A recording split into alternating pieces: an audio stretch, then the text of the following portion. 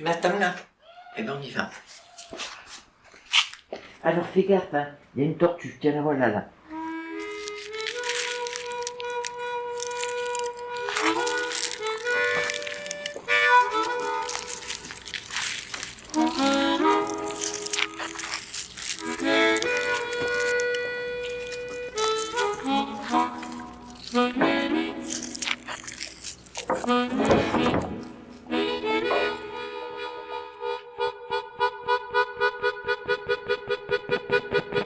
Moi, ce qui m'intéresse actuellement, ce dont j'aime parler, c'est de la vieillesse.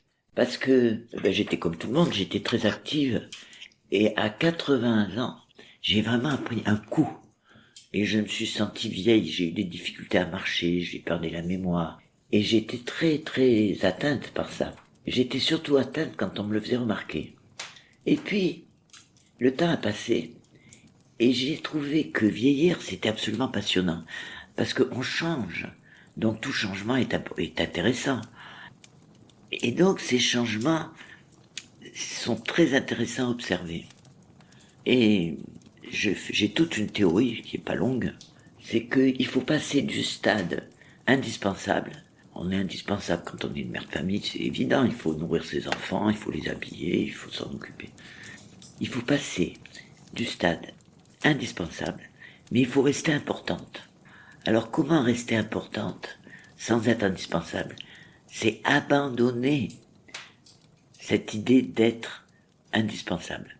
Si tu abandonnes pas cette idée d'être indispensable, tu deviens insupportable. Et donc tu ne deviens plus importante. Et lâcher le fait d'être indispensable, c'est pas évident du tout. Voilà, pour moi ça a été une grande révélation. Même avec des amis, même avec des artisans, même avec tous les gens que tu rencontres, quand tu as arrêté de penser que tu étais indispensable, tu te sens mieux, quoi. C'est un grand, grand soulagement. Tu vois, tu te positionnes en observateur, point final. Alors bon, des fois, j'ai encore des faiblesses, hein. Quand tu vieillis, notamment physiquement, tous les matins, tu te réveilles en disant, bon, alors où j'ai mal aujourd'hui, alors des fois, ça se passe, des fois, tu dis, ah ben, c'est nouveau, tiens, j'ai mal au coude. Tu as tous les jours une découverte. Donc, tu te sens que tu es quand même handicapé. Donc, tu te poses des questions. Et le changement de ton corps, qui devient lourd alors que ton corps, tu t'en occupais pas trop, hein, il répondait à tes injonctions. Puis tout d'un coup, il répond plus. C'est lui qui mène la danse. Et ben c'est intéressant aussi de voir ce que ton corps accepte, ce qu'il accepte pas. Là, c'est plus toi qui décide encore. Hein. C'est lui qui décide. Et c'est une découverte. Moi, franchement, je suis terrorisé par la mort. Mais alors, terrorisé par la mort. Mais la vieillesse, tant que je suis autonome, ne m'intéresse. Contrairement à Jacques Brel qui disait mourir c'est rien, mais vieillir c'est horrible. Moi, je pense pas ça du tout. Voilà, c'est ma nouvelle piste de réflexion.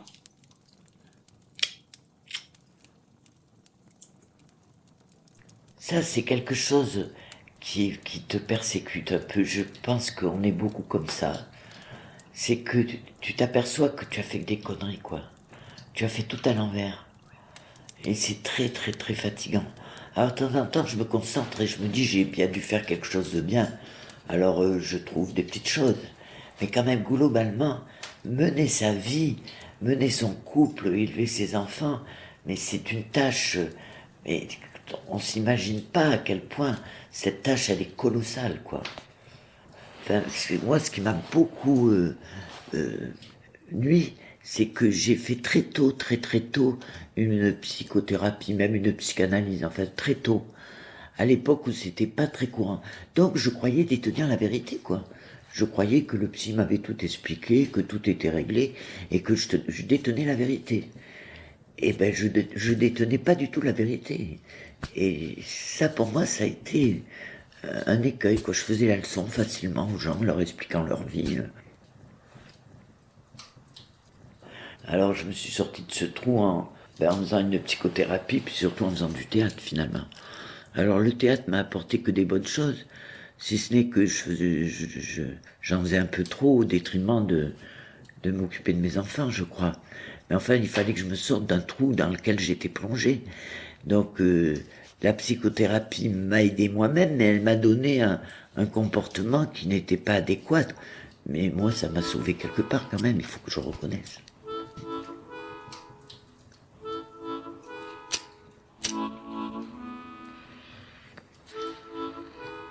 Mais enfin, je trouve la vie quand même très intéressante. Par tous ces stades. Alors bien sûr, c'est malheureux quand on s'est trompé, mais enfin, on s'en aperçoit après, donc c'est déjà pas mal qu'on s'en aperçoive. Et on s'aperçoit donc que c'était vraiment, ce qui te paraissait une évidence, en fait, était passionnant, même si tu es passé un peu à côté.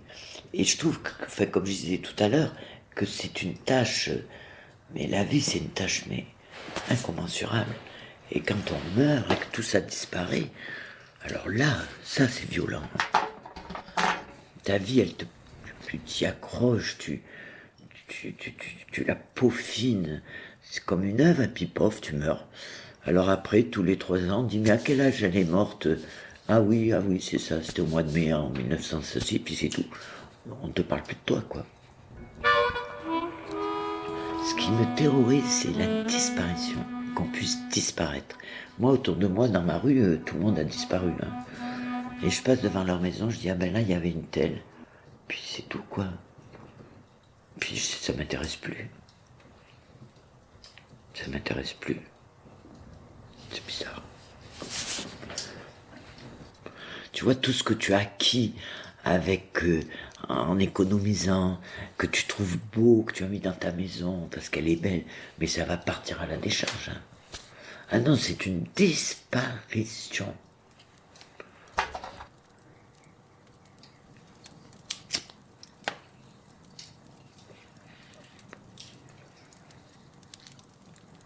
J'espère arriver à un moment où j'accepterai cette disparition. Mais j'en suis loin. Alors peut-être on peut par exemple, ça j'espère, comme les chenilles se transforment en papillons, et on va peut-être se transformer en papillon, et notre cadavre va être l'équivalent d'une chenille qui a disparu. Ça peut-être, je pense qu'on peut peut-être se transformer. Moi j'espère en ça, peut-être. Hein. Parce que quand même, quand on voit une chenille, on ne peut pas penser que ça sera un papillon. Hein.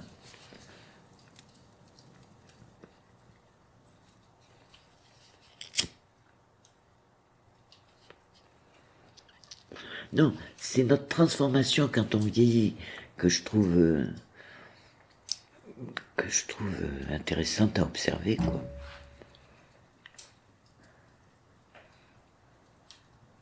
Et puis aussi, ce que je trouve que maintenant j'accepte complètement, mais au début j'avais du mal, c'est que quand tu vieillis, tu commences à disparaître. C'est-à-dire que les gens t'écoutent beaucoup moins. Que quand il y a un groupe, eh ben c'est pas à toi qu'on s'adresse. Et ça c'est bien parce que peut-être que ça fait qu'on va s'y habituer, tu vois, et qu'on va l'accepter. Mais c'est très caractéristique. Moi-même, quand j'étais plus jeune, quand j'en rencontrais une personne âgée, elle ne m'intéressait, elle intéressait plus. Et moi, je sens ça aussi, que je n'intéresse plus. Loin de là que ça me catastrophe, ça me permet de voir cette évolution, quoi. C'est très, très, très impressionnant de s'apercevoir que on n'intéresse plus. Alors, quand il y a un groupe, de temps en temps, je me dis merde, alors j'essaie de prendre la parole, alors je vois que les gens m'écoutent gentiment, et puis c'est fini. Hein. Et par contre, entre eux, ils vont très vite, ils parlent à toute vitesse. Ce qu'ils disent ne m'intéresse pas du tout, moi non plus d'ailleurs. Non, mais c'est rigolo. Hein.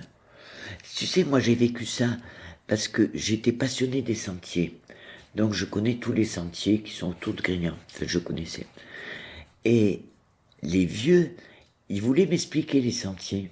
Alors des fois ça m'intéressait, mais la plupart du temps, je voulais moi découvrir le sentier. J'en avais rien à faire qu'ils me disent mais là il y a une statue. Là. Moi je voulais voir la statue et je voulais la découvrir.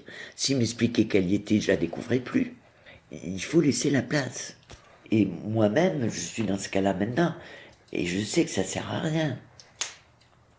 Parce que il faut attribuer les choses. Il faut que tu poses. Les jeunes, ils ont envie de découvrir, de posséder. Et c'est pas le discours des vieux qui va leur aider à ça, au contraire. Si on découvre à ta place, mais ça t'intéresse plus. Hein, c'est très, c'est très... j'aime découvrir ça, quoi. Ça me fait pas souffrir, mais du tout, du tout, du tout. Il faut s'approprier, il faut découvrir. Et je vois même pas ce qu'une personne âgée peut te raconter d'intéressant. J'arrive pas à l'imaginer. Je me dis, je serais à côté d'une vieille dame, de quoi j'aimerais qu'elle me parle? Mais rien. C'est tellement différent, hein. C'est tellement dans le passé. Tu vois, moi j'ai vécu donc longtemps à Madagascar, et de temps en temps j'aurais envie de parler de Madagascar. Eh ben, d'abord je sais plus trop quoi dire, et puis ensuite, mais tout le monde s'en fout, quoi. Alors, mon père était en captivité pendant 5 ans, donc j'ai été conçu pendant une permission, donc j'ai connu mon père, j'avais 5 ans. Heureusement, je le ressemble.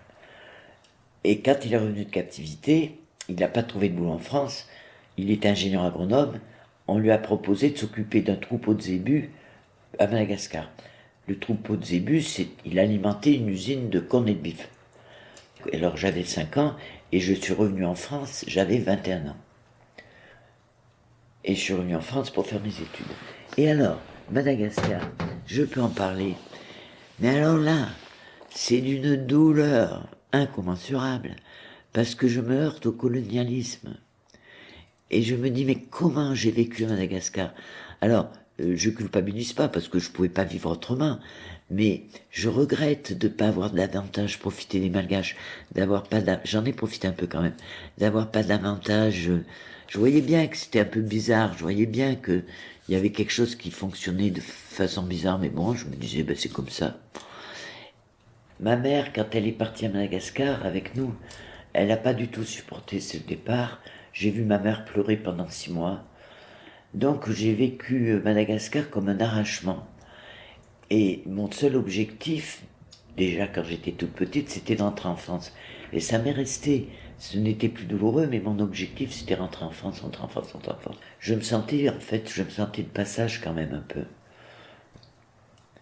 À la maison venait Razaf. Alors Razaf, c'était une couturière. Et j'étais assise à côté d'elle sur la véranda. Et j'avais un poupon. Des modes et travaux. Et j'avais les patrons pour mon poupon. J'étais très forte en couture, je savais faire les boutonnières, je savais monter un col, et tout ça, c'est Razaf qui me l'apprenait. Sur la véranda, elle cousait, puis elle m'apprenait.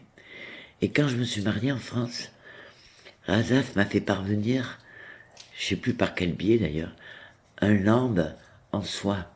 Un lambe, c'est une grande étole dont les Malgaches se servent beaucoup pour se mettre autour d'eux, pour porter leurs enfants, ou pour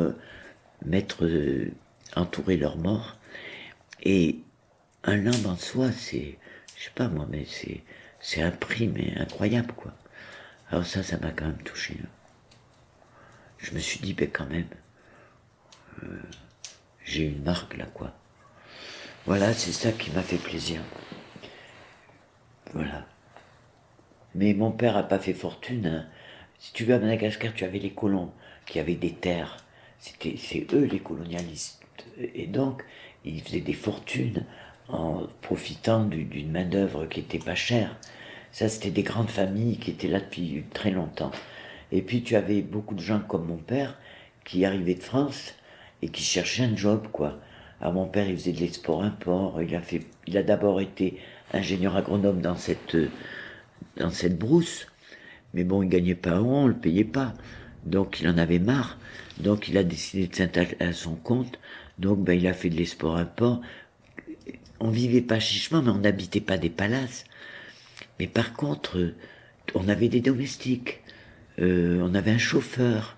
Notre seul souci, c'était les surbooms. C'était d'aller se baigner. C'était de faire du ski nautique.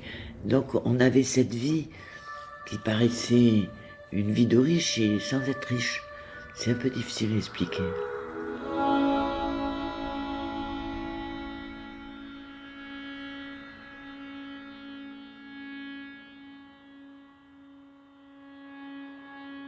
Et quand on est revenu en France, on est passé pour des esclavagistes. Alors ça a été dur. Moi, je suis revenu en 1960 directement à Paris pour faire mes études. Et mes frères et sœurs sont allés à l'école à Toulignan, sont des vrais Toulignanais. Alors que moi, je suis de nulle part. Puis j'ai rencontré mon ex-mari à Madagascar. Et je suis rentré avec lui à Paris. Et puis d'autres amis, donc on était un petit groupe. Et on faisait tout et n'importe quoi, on découvrait tout. Notre grand truc, c'était les autotamponneuses à la Nation. Tous les soirs, on allait faire des autotamponneuses, c'était complètement stupide, mais on était très heureux, il n'y avait pas d'autotamponneuses à Madagascar. Et puis on faisait beaucoup des flippers. C'était pas très culturel tout ça, mais on s'amusait beaucoup, quoi. Alors je suis allé au théâtre parce qu'il fallait aller au théâtre. Et je m'emmerdais au théâtre. Mais qu'est-ce que j'ai pu m'ennuyer au théâtre? Mais j'allais au théâtre, il fallait aller au théâtre, il fallait faire de la culture. Mais je m'ennuyais follement.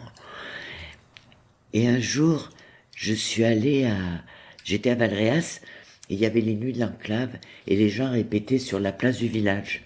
Et j'ai vu les scènes se transformer. C'est-à-dire des scènes qui m'ennuyaient, et le metteur en scène qui les transformait. Et que ça devenait passionnant. Et j'ai compris ce qu'était le théâtre. Et à partir de ce moment-là, j'ai rêvé de faire du théâtre.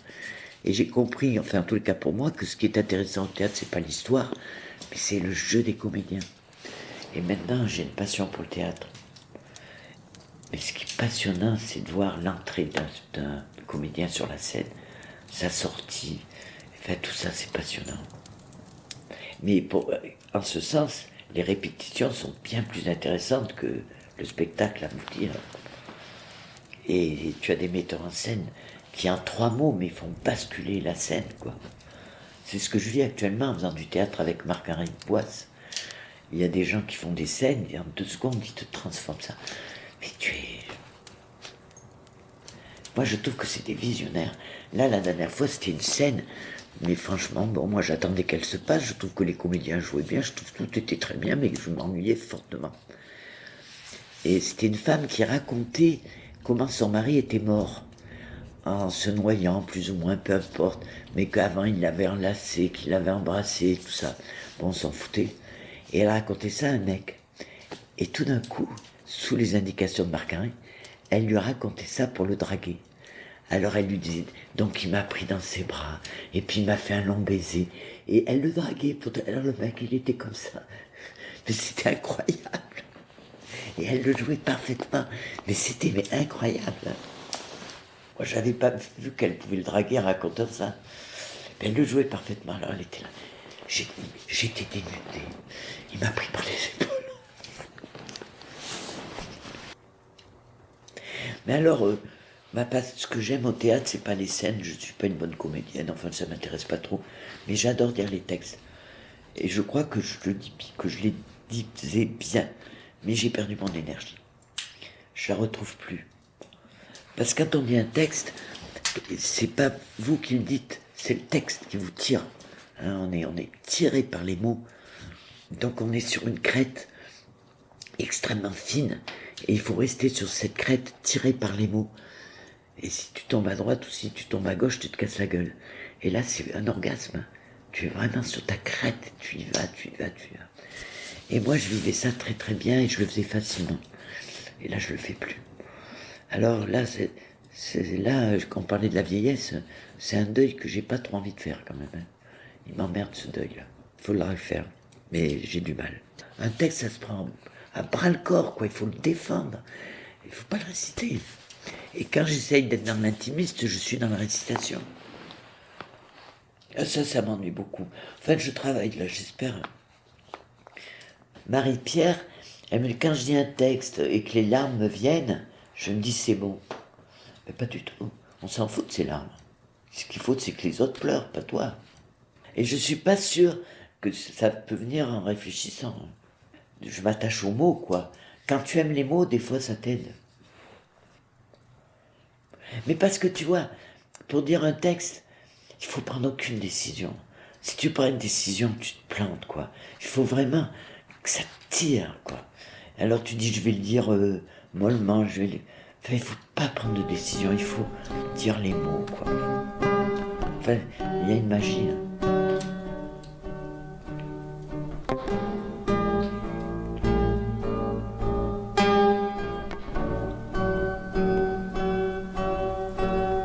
pourra revenir à Madagascar.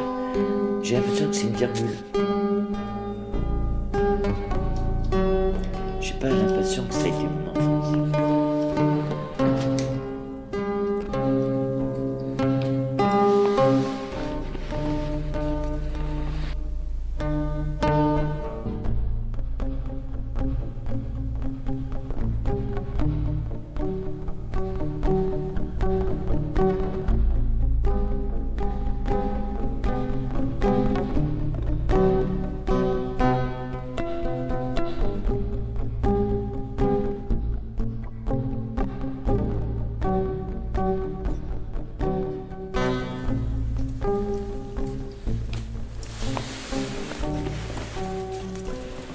Il sait pas ça veut dire aimer. Il sait ce que ça veut dire avoir du plaisir avec quelqu'un. Il sait ce que ça veut dire baiser, quoi, aimer faire l'amour. Il sait ce que c'est aller se balader avec quelqu'un. Il dit, mais l'attachement, il sait pas ce que c'est. Tu ne lui manques jamais. Il sait pas ce que c'est. Quand il est né, il avait un frère jumeau qui est mort à la naissance. Et il y a un mec, tu sais, un gars qui a des cheveux blancs, qui est un peu rouge, qui est pas très grand, qui fait de la philosophie, que j'aime bien, un peu adapté à tout le monde, qui a écrit un livre sous forme d'un conte, qui racontait exactement ça, et que la personne ne pouvait pas aimer, ne pouvait pas aimer. Et Michel, il vit ça. Et c'est sa souffrance. On voit que Michel, c'est quelqu'un qui souffre. Maintenant, bon, il est plus âgé, mais depuis que je le connais, je vois que Michel, il est en souffrance énorme. Alors, il pallie ça en voyageant beaucoup, en se distrayant.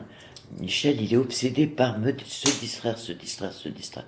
Donc, il voyage, il part, il fait des tas de choses pour pas être face à cet ennui profond. Il peut s'ennuyer, mais profondément, par manque d'amour, quoi.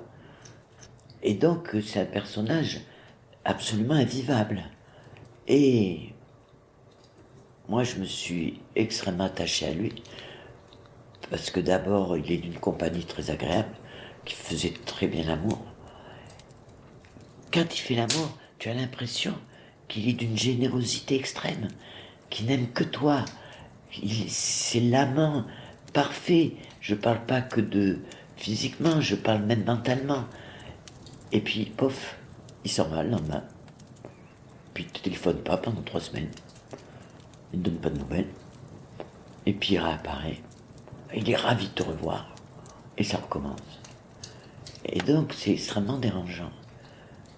Et en même temps extrêmement attachant. Donc moi j'ai adoré ce mec. Mais vraiment je l'ai adoré. Et maintenant que je vois ses failles, parce que maintenant qu'il prend de l'âge, son comportement est plus pesant pour lui-même, parce qu'il peut plus voyager, il peut plus fuir constamment, donc il est face à lui-même, et il souffre. Et ben je l'aime encore davantage. J'ai envie de l'aider, j'ai envie de le cajoler, j'ai envie d'être gentil avec lui. Alors, voilà. Enfin, la preuve d'amour, c'est quand tu manques à quelqu'un. C'est la seule preuve. Pourquoi tu sais que tu es amoureux? Parce qu'il te manque. Je crois. Non? Et c'est pas que égoïste. On pourrait dire, oui, il me manque parce que j'ai envie qu'il s'occupe de moi. Non, c'est pas ça. Il te manque existentiellement, quoi. Enfin, je crois. Sinon, je sais pas quelles sont les preuves d'amour. Qu'est-ce qui fait que tu aimes ou que tu aimes pas? Moi, j'ai trouvé que ça comme explication. Tous mes psys m'ont dit, mais quittez cet homme, il vous empêche d'en rencontrer un autre. Ben, je les ai jamais crus. Ah non, la solitude, c'est vraiment dur. D'ailleurs, je crois qu'un jour, qui va arriver très vite, on prendra en compte le nombre de femmes, c'est surtout des femmes, qui sont seules et qui ne font pas l'amour pendant 10 ans, pendant 15 ans. Mais c'est terrible, quoi. Mais moi, à une époque, j'ai mis beaucoup d'annonces dans le Nouvel Obs. C'était uniquement pour baiser. Hein. Et je l'ai fait. Et j'ai beaucoup baisé, et j'en ai pas de bons souvenirs. Mais alors, pas du tout. Parce que baiser sans amour, c'est pas simple non plus. En fait, c'est très compliqué.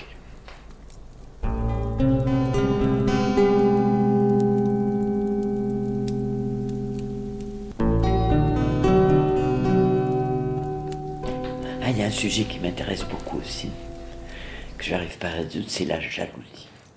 On m'a souvent, très souvent, reproché d'être jalouse. Alors ça me sidère. J'admire des gens, mais j'ai jamais eu envie d'avoir leur vie. Ma vie, quelle qu'elle soit difficile, c'est elle qui m'intéresse. C'est elle que j'ai envie de vivre. J'ai jamais eu envie de vivre la vie de quelqu'un. Donc je me dis, je suis pas jalouse. Et je me dis, pour me rassurer, mais c'est peut-être un peu vrai, les gens qui te reprochent d'être jaloux, c'est les jaloux. Parce qu'il faut avoir l'idée d'être jaloux. Moi, j'oserais pas dire, cette personne, elle est jalouse de moi. Ça voudrait dire, je suis extraordinaire, je suis formidable, on est jaloux de moi. Alors j'ai été jalouse une fois dans ma vie. Jalouse affectivement, je l'ai été, mais 100 000 fois, 1000 fois, 36 000 fois, mais c'est pas la même chose, enfin pour moi. Mais par contre, une fois, je vais voir des amis, ils ouvrent leur garage, et dans leur garage, il y avait une Mini, tu sais, ces Mini, ces voitures ravissantes, avec le tableau de bord en acajou, tu vois. Et ben, figure-toi que j'ai été jalouse de cette bagnole. Alors que moi, les bagnoles, j'en ai rien à foutre, j'ai eu que des merdes. Mais tu sais que j'étais extrêmement mal. Et je me suis dit, bon, il faut que ça me passe, quoi. J'en ai rien à foutre de cette voiture. Mais ça a mis du temps.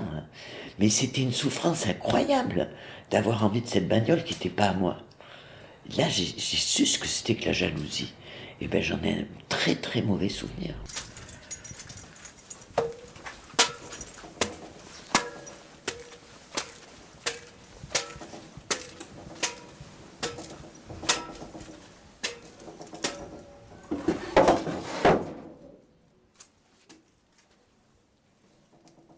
Ah, qu'est-ce qui t'intéresse dans la vie? C'est d'en faire une œuvre. Ah, c'est pas mal formulé, ça. Qu'est-ce qui t'intéresse dans la vie? C'est d'en faire une œuvre. À tous les niveaux, hein. Passer une après-midi dans ton fauteuil, tranquillement, c'est une œuvre. C'est pas forcément de l'art. C'est pas mal, ça.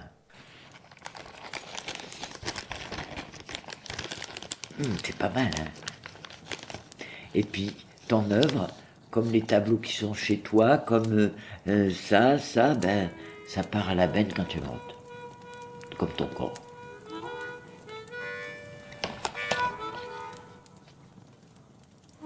Faut pas croire que tu crées dans l'hilarité. Donc dans ta vie, tu as cette souffrance, hein, de pas trouver, de chercher, de tromper, de détruire, de remettre.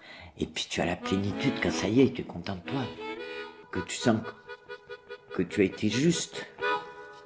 D'abord, je lui ai donné le morceau de gâteau à l'anis que j'avais dans la bouche. Et c'était une année bissextile, comme maintenant, oui. Il y a longtemps. Il a dit que j'étais une fleur de la montagne. Oui, c'est ça, nous sommes toutes des fleurs. Mon Dieu, après ce long baiser, je ne pouvais presque plus respirer. Le corps d'une femme. Voilà une chose qu'il a dite dans sa vie qui est vraie. C'est pour ça qu'il me plaisait, parce que j'ai bien vu qu'il comprenait, qu'il ressentait ce que c'était qu'une femme, et que je pourrais toujours faire de lui tout ce que je voudrais. Alors, je lui ai donné tout le plaisir que j'ai pu, jusqu'à l'amener à me demander de dire oui. Et au début, je ne voulais pas répondre. Je regardais la mer, le ciel. Je pensais à tant de choses qu'il ignorait. À toutes ces petites ruelles, ces maisons roses, jaunes, bleues, les roseraies, les jasmins, les géraniums, les cactus et Gibraltar quand j'étais jeune, une fleur de la montagne. Et j'ai pensé, bon, autant lui qu'un autre. Et puis, comme il m'embrassait sous le mur des morts, et comme j'ai mis une fleur dans mes cheveux, comme le faisaient les Andalouses, et comme je l'ai regardé avec mes yeux, pour lui demander de dire oui, et comme il m'a demandé si je voulais, oui, dire oui, ma fleur de la montagne, et d'abord, je l'ai entouré de mes bras, Oui, je les serrai tout contre moi pour qu'il puisse sentir tous mes seins, mes odeurs. Oui, et son corps battait comme un fou, oui. Et j'ai dit oui, je veux, oui.